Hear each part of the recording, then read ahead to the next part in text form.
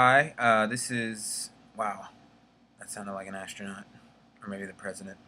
Fuck it, I'm gonna roll with it. So, I'm blaming Mike Young for this. He really wanted there to be some sort of multimedia extravaganza for Stark Week. So that's what this is. Uh, Multimedia. um, this is sort of the contest portion of the week, and Mike and I were trying to come up with something, or I guess I was, and couldn't come up with anything good. Um, I think at one time we had a George Zimmerman in jail drawing contest, but that seemed pretty dumb. What else? We were gonna have people do IMBD plot summaries for RoboCop 4, which actually could be pretty cool. So if you want to do that, feel free. But that's not part of the contest. And Mike had some ideas that were really weird. I was going to read some and embarrass him, but I'll spare him. One of them was about a you and a me coming together. Kind of sounded like a children's story. Anyway, we decided on basically this idea of place, which I feel like is something that like a creative writing teacher probably talks about in like a fiction class, which is kind of lame because place is everything, right? How do you not have place? Anyway, so yeah, just tell us about some place that you've lived, and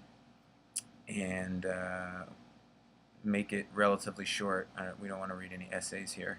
Um, and yeah, and I was going to read my place story from the book. This is the book. My copy has a bunch of post-its and shit. So this is so you can get an idea of kind of what we're talking about.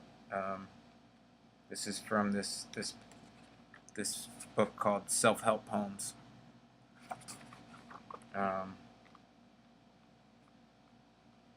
Which I don't think they really help anyone.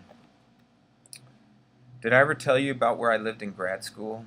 It was the business of this bald, mustache scam artist Bronx guy who was 6'5", 310 pounds, in this apartment complex in Yonkers, overflowing with the accumulated junk of a life, several marriages, and about 24 failed business ventures. His scam du jour when I was there was a grocery delivery service. And get this, the name of the company was Bag Boys. They had t-shirts and supposedly even a TV commercial on local cable access to the tune of the show Cops. Bag boys, what you gonna do? What you gonna do when they come for you? Bag boys. That's pretty good. He had a gang of delinquents working for him, including my homeless roommate, Dirty Steve, who disappeared one day after stealing a jar of $2 bills and rare coins to do his laundry. When Four-Fingered Eddie from Florida, an alcoholic gambling addict with a silver-handled bar mustache, moved in with his motorcycle and sometimes Old Lady D, things got really insane. They came to one of my SLC basketball games drunk and on glue or something worse, and heckled the other team and hooted obscenities at all the SLC goth kids in the stands. I changed my phone number as soon as I left grad school so none of those crazy fucks could ever call me again or track me down. I felt like I'd stumbled into a never-ending episode of The Sopranos and couldn't get out. It was about a month ago when I finally heard it.